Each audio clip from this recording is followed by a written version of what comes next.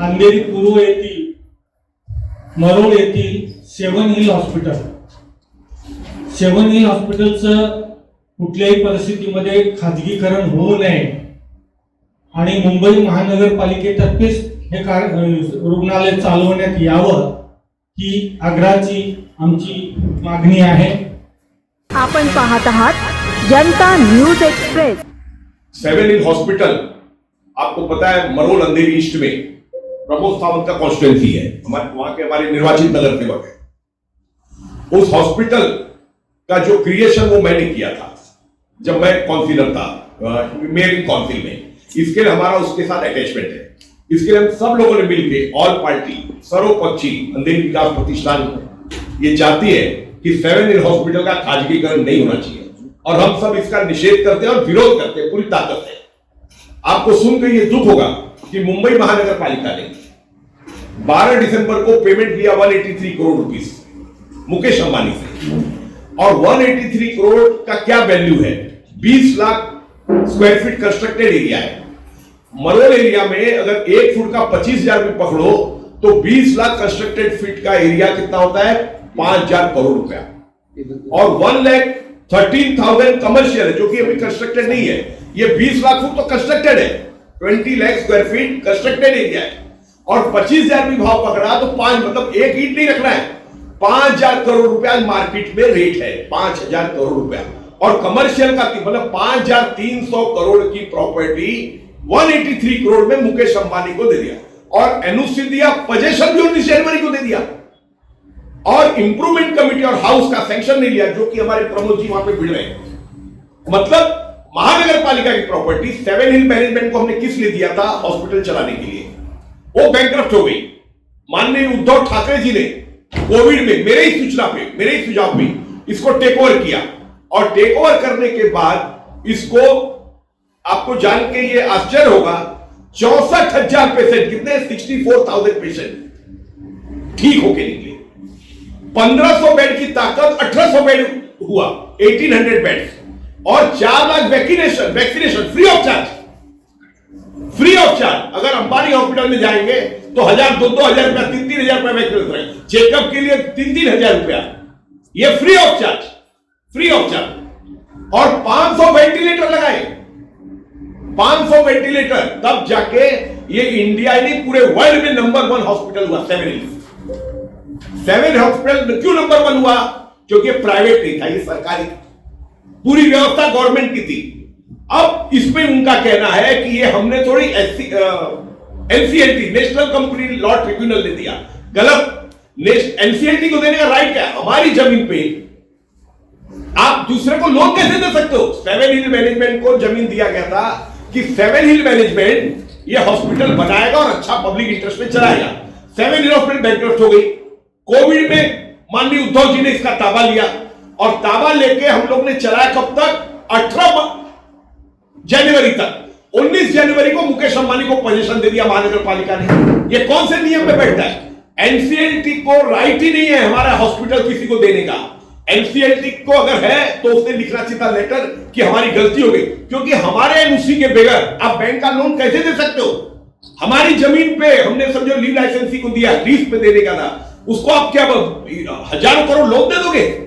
ये तो दोनों तरफ से 7 हिल मैनेजमेंट की भी गलती है और महानगर पालिका की भी गलती है, और जो प्रेशर कर रहे हैं उनकी भी गलती है, तीनों की गलती है, जिसमें आम आदमी का हित 0 पे आ रहा है, आम आदमी खत्म हो रहा है। ये हजारों करोड़ के घोटाले हैं। अब उसके बाद मैं आपके साथ जो शेयर करना चाहता हूं, महानगर पालिका ने 18 जनवरी तक चलाया इसको, 306 बेड, 245 प्राइवेट और 61 फ्री। मैं बार बार कमिश्नर को बोल रहा था कि आप पूरा फ्री करो ना, 306 क्यों? नहीं साहब, ऐसा है वैसा है, और हर महीने 3 से 5 करोड़ का घाटा था। कोविड के बाद से अभी तक का 200 करोड़ का घाटा मुंबई महानगर पालिका में। क्यों किया? सिर्फ उसको मेंटेन करके मुकेश अंबानी को हैंडओवर करने के लिए, जिसका हम सख्ती से विरोध कर रहे हैं। अब इसका जो आकार है, मैंने आपको जो बताया, 16.7 एकड़ लैंड है, 16.7 एकड़ land, 20 lakh square feet constructed area, 1500 bed multi space, मतलब 1500 बेड का ये खाट है, 3.5 लाख रेजिडेंशियल क्वार्टर। अब इसमें जो रेजिडेंशियल क्वार्टर्स है 1 BHK 173, 2 BHK 132 and 3 BHK 316, मतलब डॉक्टर, नर्स और अगर रिश्तेदार किसी पेशेंट के तो उनको भी रहने की सुविधा है। 3.5 लाख स्क्वायर फीट का 120 ओपीडी चैम्बर, 120 ओपीडी चैम्बर है। 120 आप समझ नहीं सकते, मतलब एक साथ हम 120 ओपीडी चला सकते हैं।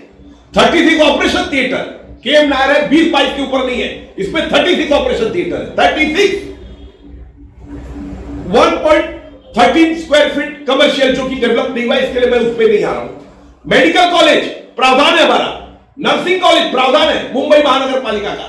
आज हमारा KM Nair science medical college चलता है ना, जे उसके बाद मुंबई शहर में ये, और ये केएम नायर साइंस है भी पोटेंशियल है। कोविड के समय इसने ज्यादा रिजल्ट दिया है पूरे इंडिया में। अगर ये अस्पताल गया तो फिर केएम नायर साइंस जाने में देरी नहीं लगेगी। और मेरे मित्रों, इसको महीने का चलाने के लिए कितना खर्चा है आपको पता है? जब कोविड का था, जिस दिन कोविड स्टार्ट हुआ उस दिन 100 पेशेंट आए थे, एक हफ्ते के अंदर 1500 बेड हो गए, बाद में कम पड़ा, एक महीने के अंदर 1800 हो गए। कितने 1800? पूरे हिंदुस्तान में एक भी प्राइवेट हॉस्पिटल 1500 बेड का नहीं है, चला ही नहीं सकता। मुकेश अंबानी की नजर जमीन पे है, अस्पताल चलाने के लिए नहीं है, जमीन पे है, जिसका हम लोगों को खतरा है यहाँ पे बैठे हुए और आप सब लोग का, क्योंकि आज तक पूरे हिंदुस्तान में 500-600 के ऊपर है ही नहीं प्राइवेट हॉस्पिटल। तो ये कैसे 1500 से, ये भंगार होने वाला है। इसके लिए हम विरोध कर रहे हैं कि इसका खाजगीकरण न करके इसको सरकारीकरण किया जाए, महानगर पालिका का अस्पताल चले। और उसके लिए महीने का खर्चा कितना है आपको पता है? 50 करोड़ रुपया। 1500 बेड चलाने के लिए हमको महीने का 50 करोड़ चाहिए। कितना? 50 करोड़। मुंबई महानगर पालिका, मैं सिद्धि विनायक का विरोध नहीं कर रहा हूं, किसी ब्यूटिफिकेशन के लिए 500-500 करोड़ दे रहे। अरे ये चलाओ ना, इससे बड़ा भगवान कौन होगा? गरीब आदमी, last man of the society, जिसके लिए महानगर पालिका का पर्पस है, बीएमसी का इंटरेस्ट है। डॉक्टर बाबा साहेब अम्बेडकर ने कहा था कि जो आखिरी आदमी है उसका तो माई बाप सरकार होगा, भगवान नहीं, सरकार। ये क्या हो रहा है? ये अडानी और अंबानी के माई बाप बन रहे हैं। इसका हमको दुख है, इसके लिए सब मिलकर इसका विरोध कर रहे हैं। ये सरकारी महीने का 50 करोड़ रुपया खर्चा है 1500 बेड चलाने के लिए। कितना? 50 करोड़। हमारा रेवेन्यू कितना है? हमारे पास एफडीए 74,000 करोड़, ये हमारे ये बताएंगे। सेकेंड इश्यू, हमारे पास रेवेन्यू एक्सपेंडिचर कितना है? 40,000 करोड़ है। 50 करोड़ रुपया खर्चा करने में क्या है? कुछ नहीं है। लेकिन मुंबई शहर का 1500 बेड का हॉस्पिटल बनेगा, मेडिकल कॉलेज होगा, नर्सिंग कॉलेज होगा, पूरा मुंबई शहर का हेल्थ का वातावरण बदल देगा। लेकिन हमको दुख है कि ये हम करने में फेल जा रहे हैं भ्रष्टाचार के नाते। अब ये आप अंदाजा लगा लो कि 183 करोड़ में आपने इस अस्पताल को दिया, और अगर आज वहां पे खाली टेबल लगा देवे स्टेट एजेंट का और बोले कि हमको बेचना है, तो 5,300 करोड़ रुपए एक दिन में आ सकता है। आप मरोड़ का भाव निकालो ना। 20 लाख फुट कंस्ट्रक्टेड एरिया, मतलब एक ईंट नहीं रखना है। डॉक्टर को बोलना ओपीडी चालू करो, ऑपरेशन थिएटर चालू करो, बस महीने का 50 करोड़ रुपया खर्चा है। तो मेरे बंधुओं, इसके बाद प्रमोद सावंत के नेतृत्व में हम वहां पे तीव्र आंदोलन करने वाले हैं। मैं चाहूंगा, आपल्याला सगळ्यांनाच माहिती आहे की उपनगरामधला एक फार मोठा आरोग्याशी निगडीत असणारा हॉस्पिटल, आणि खऱ्या अर्थाने आपण बघताय की गेल्या डिसेंबरमध्ये म्हणजे 2025 मुंबई महानगरपालिकेचे त्यावेळच्या आयुक्तांनी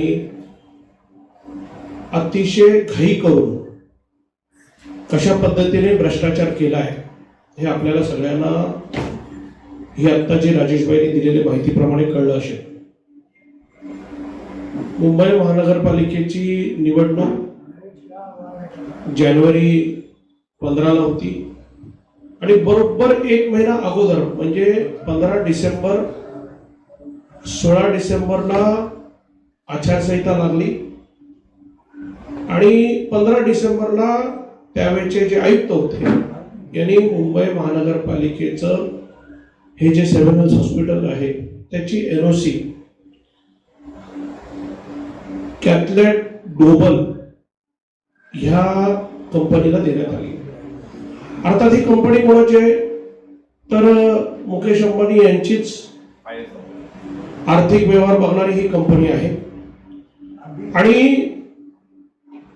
आत्ता त्यांनी या नावाने घेतलंय, भविष्यात जसं आत्ता राजेशबाईंनी म्हटलं की हे हॉस्पिटल एक निमित्त आहे, पण हॉस्पिटलच्या पाठीमागे असणारा जो अजेंडा आहे की मुंबई उपनगरासारख्या ठिकाणी आज 77,500 चौरस मीटरचा हा जो काही प्लॉट आहे तो आपल्याला ताब्यात घ्यायचा आहे, असं त्यांचं त्याच्या मागचा असणारा हेतू. आणि आज आपण जर बघितलं तर साधारण 19 ते 20 लाख स्क्वेअर फीट बांधकाम तयार आहे. आणि याचं जसं मूल्य केलं तर किमान आज अंधेरी पूर्व या भागामध्ये आपण जर बघितलं तर 25,000 किंवा 20,000च्या जरी भावाने बघितलं तर हे कमीत कमी नाही म्हटलं तरी 3,500-4 हजार करोडचा भ्रष्टाचार मुंबई महानगरपालिकेच्या त्यावेळेच्या आयुक्तांनी केलेला आहे. आणि म्हणून आज आम्ही अंधेरी विकास प्रतिष्ठानच्या माध्यमातून आम्ही हे थांबलं पाहिजे कसंही करू. आणि म्हणून याच्यासाठी मागच्या महिन्यामध्ये सुधार समितीमध्ये हा प्रस्ताव आला, तो परतवून लावलेला आहे. विरोधी पक्ष शिवसेनेचे असतील, काँग्रेसचे असतील, मनसेचे होते आणि विशेषतः राष्ट्रवादीचे आमचे मित्र अजितराव सुद्धा याच्यामध्ये होते. ते सत्ताधारीमध्ये असून सुद्धा त्यांनी हा प्रस्ताव परत पाठवण्यासाठी आम्हाला त्यांनी पाठिंबा दिला. आज जर हे थांबलं नाही तर भविष्यात येणारं जे सामान्य जनतेसाठी हे हॉस्पिटल पुन्हा येणार नाही. आपण बघताय की रिलायन्सच्या अंतर्गत चालणारे जे हॉस्पिटल आहेत ते तुमच्या माझ्यासारख्या सामान्य माणूस तिथे जाऊ शकत नाही, किंबहुना त्यांच्या प्रवेशद्वाराच्या आतमध्ये सुद्धा जाऊ शकत नाही अशी परिस्थिती आहे. आणि म्हणून आमची सातत्याने त्यावेळेला म्हणजे निवडणुकीच्या अगोदरपासून मी असेल, राजेशभाई असतील, आमचे दिलीपराव माने असतील, आयुक्तांना वारंवार सांगत होतं की कुठल्याही परिस्थितीत हे तुम्ही देऊ नका. 234 करोडचाच हा विषय होता. आणि 234 करोडसाठी 3,500-4 हजाराची जी प्रॉपर्टी आहे, करोडची प्रॉपर्टी आहे, ती आपण का देतोय? मुंबई महानगरपालिकेचं स्वतःचं 4-4.5 हजार करोडचं बजेट आहे आरोग्यावरचं. मागच्या बजेटमध्ये म्हणजे आत्ताच झालेल्या बजेटमध्ये आम्ही 150 करोड हे नवीन हॉस्पिटलसाठी आम्ही त्याच्यात प्रोव्हिजन केलेली आहे. मग मला सांगा की जर 150 करोड प्रोव्हिजन आम्ही नवीन हॉस्पिटलसाठी करतोय, रोजचं आमचं जे काय हॉस्पिटल चालवण्यासाठी जो काही बजेट आहे तो आपण जर वर्षाला 4-4.5 हजार करोडचा करत असतो, तर मग हे 234 कोटी कोणासाठी, कोणाच्या दबावाखाली त्यावेळेच्या आयुक्तांनी, गगराणी साहेबांनी हे कोणाच्या दबावाखाली हे दिलेलं आहे? आणि एनओसी म्हणजे प्रक्रिया, एखादी वास्तू बघितल्यानंतर त्याचं सगळं नियमावली पूर्ण करून त्याचं जे प्रोसेस आहे ते पूर्ण करावं पाहिजे होतं. ते न करता डायरेक्ट त्याला एनओसी देऊन टाकली. आणि आज त्यांचे तिथे म्हणजे अजून पूर्ण सगळा व्यवहार झालेला नाहीये, पण रिलायन्सचे अधिकारी तिथे फिरतायत. त्यांनी पोझिशन देऊन टाकलेलं आहे, पत्र दिलेलं आहे. त्यांनी काही डॉक्टरांची अपॉइंटमेंट घेतलेली आहे, म्हणजे इंटरव्ह्यू घेतले आणि त्यांच्या अपॉइंटमेंट त्यांना पत्र दिलेलं आहे. आणि इथे अजून सुधार समितीमध्ये यायचं आहे. सुधार समितीमध्ये प्रस्ताव परत गेलेला आहे. त्याच्यानंतर तो सुधार समितीमध्ये झाल्यानंतर तो मुंबई महानगरपालिकेच्या सभागृहात येणार आहे. सभागृहात झाल्यानंतर प्रस्ताव पास व्हायच्या अगोदर या सगळ्या प्रक्रिया न करता प्रशासन आणि सत्ताधाऱ्यांनी केलेला हा भ्रष्टाचार, हा मुंबईला धोक्याचा जो घटना आहे ही समोर येते. त्याचबरोबर मला हे सांगायचं आहे की भविष्यात जर हा हॉस्पिटल आपल्या हातातून गेला तर सामान्य माणसाला इथे उपचार मिळणार नाही. त्याच्यात त्यांनी परत एक असं म्हटलंय की नो प्रॉफिट नो लॉस, असं त्यांचं म्हणणं आहे. म्हणजे उद्या 1 रुपया प्रॉफिट झाला तर आम्ही तुम्हाला सुविधा देऊ, किंवा झाला नाही तर मग काय. आणि अनेक गोष्टी त्यांनी स्पष्टीकरण करण्याच्या अजूनही बाकी आहे. आणि म्हणून आम्हाला हे सांगायचं आहे की ह्या सगळ्या गोष्टींचं जोपर्यंत प्रक्रिया पूर्ण होत नाही, किंबहुना सत्ताधारी हे संख्याबळावर एखाद वेळ हे पास करतील, कारण त्यांच्याकडे संख्या असल्यामुळे. कारण मी सभागृहातला एक सदस्य असल्यामुळे मी आज हा विषय सांगतोय. पण रस्त्यावरची लढाई आम्ही अंधेरी विकास समितीच्या वतीने आम्ही नक्कीच करणार. अतिशय लोकांमध्ये, कारण मी त्या भागातला आहे आणि हे हॉस्पिटल माझ्या भागामध्ये, लोकांमध्ये फार मोठं असंतुष्ट आहे. लोक म्हणतात की हे हॉस्पिटल जाता कामा नये, हे सामान्य माणसासाठी राहिलं पाहिजे. आणि मग भविष्यात आमची आज या पत्रकार परिषदेच्या माध्यमातून मुख्यमंत्र्यांना सुद्धा विनंती आहे की आपण याच्यात लक्ष घालावं. हे मुकेश अंबानींना ह्याला देऊ नये. जर दिला असेल तर तो प्रस्ताव पुन्हा ती एनओसी मागे घेण्यात यावी आणि हे पुढे येणाऱ्या काळामध्ये साक्षर मोहीम त्या भागातल्या जनतेच्या वतीने आम्ही तिथे त्या ठिकाणी घेणार आहोत. आणि जर वेळ पडला तर आमची नक्कीच टीम अजून पुढे त्या संदर्भातलं वेळोवेळी माझे सगळे पत्रकार मित्र आहेत यांच्यापर्यंत पुढची रणनीती आम्ही पोहोचवू. धन्यवाद. प्रश्न का स्वागत है. एनसीएलटी का क्या रोल है इसमें? एनसीएलटी का रोल ऐसा है, मैं आपको समझाता हूं. जो बैंकर्स हैं, जब बैंक लोन देती है और जब बैंक का लोन आप नहीं चुका सकते हो, बैंकर यानी दिवालिया हो जाते हो, तो दिवालिया होने के बाद आपको एनसीएलटी में बैंक वाले जाते हैं कि हमारा पैसा आप निकाल के दीजिए और इनकी प्रॉपर्टी को सीज करिए. तो एनसीएलटी ने उस समय क्या किया, पहली बात तो एनसीएलटी ने इसको एक्सेप्ट नहीं करना चाहिए था. ये स्ट्रेटजी का प्लान है, क्योंकि हमारी जमीन पे बैंक ने लोन दिया क्यों? 7 हिल मैनेजमेंट को हमने जमीन फ्री में क्यों दिया था? लीज पे इसके लिए दिया था, जो जैसे बोलते हैं ना, अभी हम लोग भाड़ा पे घर देते हैं, क्यों देते हैं? क्यों रहेगा, बाद में चले जाएगा, या जो काम दिया वो करेगा. करेक्ट. उसको लोन के लिए तो हम अपना घर नहीं देते ना, तो हमने लोन के लिए तो दिया नहीं था 7 हिल मैनेजमेंट को. हजारों करोड़ रुपया इन्होंने लोन पे लिया और बाद में इन लोग गए एनसीएलटी के पास, तो एनसीएलटी ने नोटिस निकाला कि ये हॉस्पिटल जो है इनका पेमेंट करे. इसके लिए उन्होंने एक्सप्रेशन ऑफ इंटरेस्ट, वो भी इलीगल है. एक्सप्रेशन ऑफ इंटरेस्ट में 11 जन है, उसमें एक मुकेश अंबानी भी, 10 हट गए, खाली मुकेश अंबानी बचे. हमारा ये प्रश्न है कि एनसीएलटी इसमें गलत कर रही है. National complete tribunal law, NCLT का हद ही नहीं है.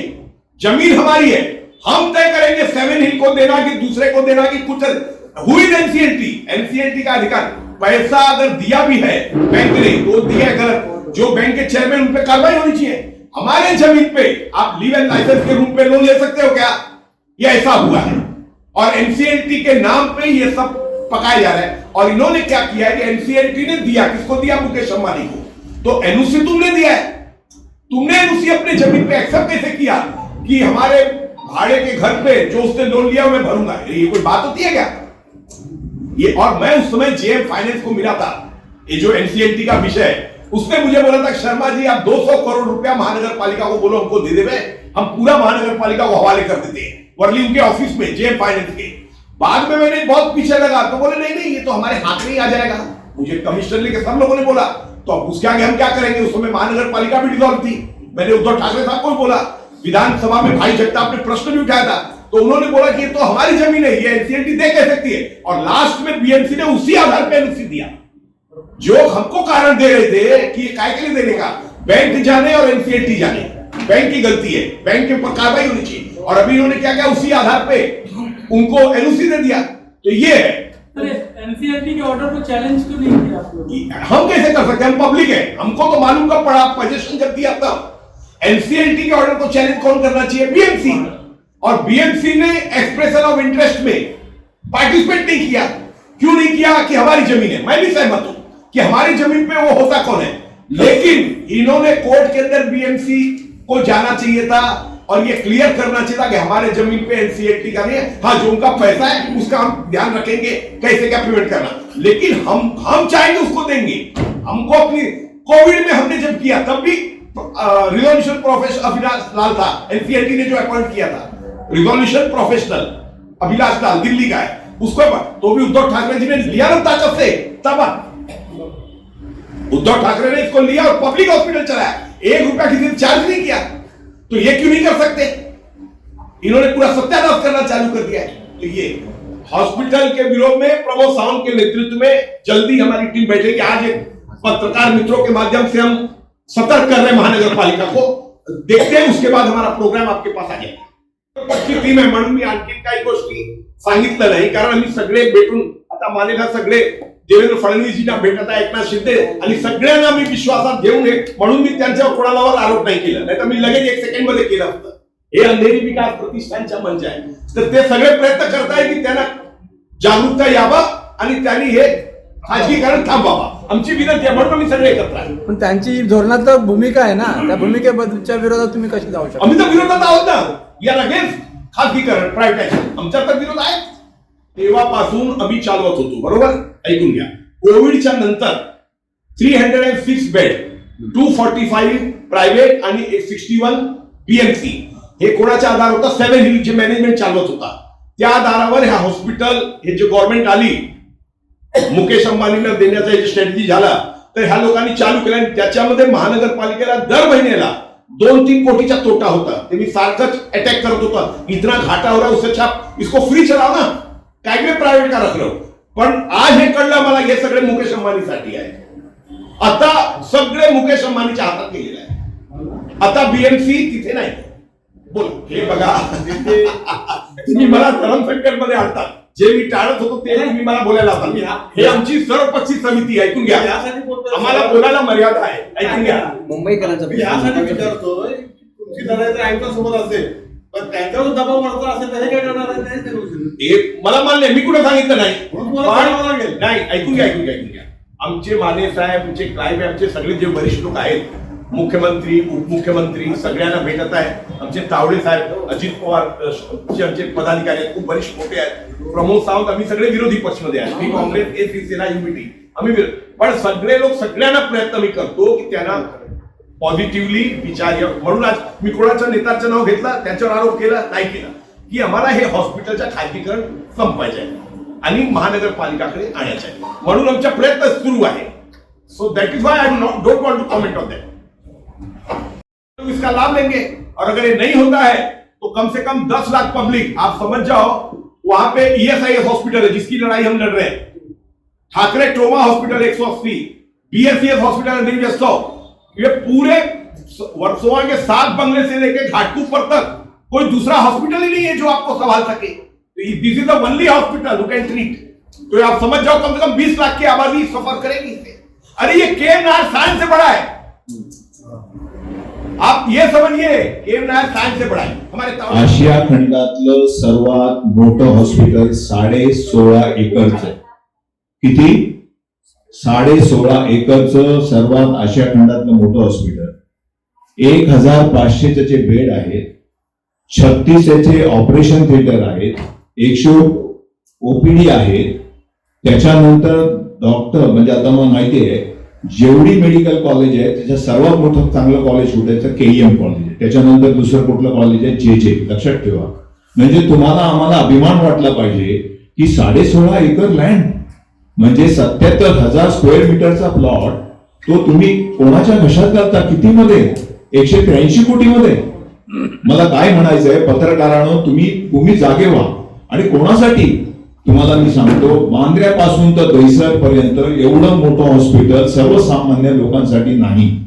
ईस्टर्न सबब जे आहे त्या सबब मध्ये सर्वांना गरजेचं आहे। केईएम सोडलं तुमच्याकडे काय आहे? आणि म्हणून माझी विनंती आहे तुम्हाला की ही बाबतीत तुम्हाला कल्पना असेल, करोनामध्ये किती लोकांचा उपचार केला? 64,000 पेशंटचा। 64,000 पेशंटचा उपचार करणारं कुठलं हॉस्पिटल असेल तर ते 7 हिल हॉस्पिटल असेल। ते हॉस्पिटल तुम्ही काय करताय? दान करताय? मला सांगा ना तुम्ही।